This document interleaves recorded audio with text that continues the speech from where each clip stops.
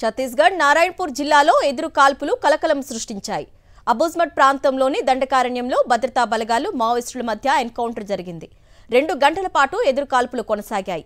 భద్రతా బలగాల ధాటికి తట్టుకోలేక మావోలు ఘటనా స్థలం నుంచి అడవుల్లోకి పారిపోయారు.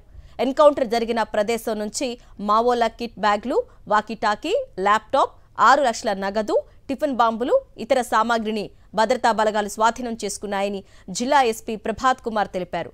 కాగా ఘటనా స్థలంలో గాలింపు చర్యలు కొనసాగుతున్నాయి.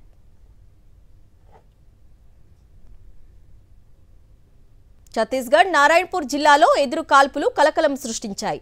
అబుజ్మట్ ప్రాంతంలోని దండకారణ్యంలో భద్రతా బలగాలు మావోయిస్టుల మధ్య ఎన్కౌంటర్ జరిగింది. 2 గంటల పాటు ఎదురు కాల్పులు కొనసాగాయి. భద్రతా బలగాల ధాటికి తట్టుకోలేక మావోలు ఘటనా స్థలం నుంచి అడవుల్లోకి పారిపోయారు. ఎన్కౌంటర్ జరిగిన ప్రదేశం నుంచి మావోల కిట్ బ్యాగ్లు, వాకీటాకీ, ల్యాప్టాప్, 6 లక్షల నగదు, టిఫిన్ బాంబులు, ఇతర సామాగ్రిని భద్రతా బలగాలు స్వాధీనం చేసుకున్నాయని జిల్లా ఎస్పీ ప్రభాత్ కుమార్ తెలిపారు. కాగా ఘటనా స్థలంలో గాలింపు చర్యలు కొనసాగుతున్నాయి.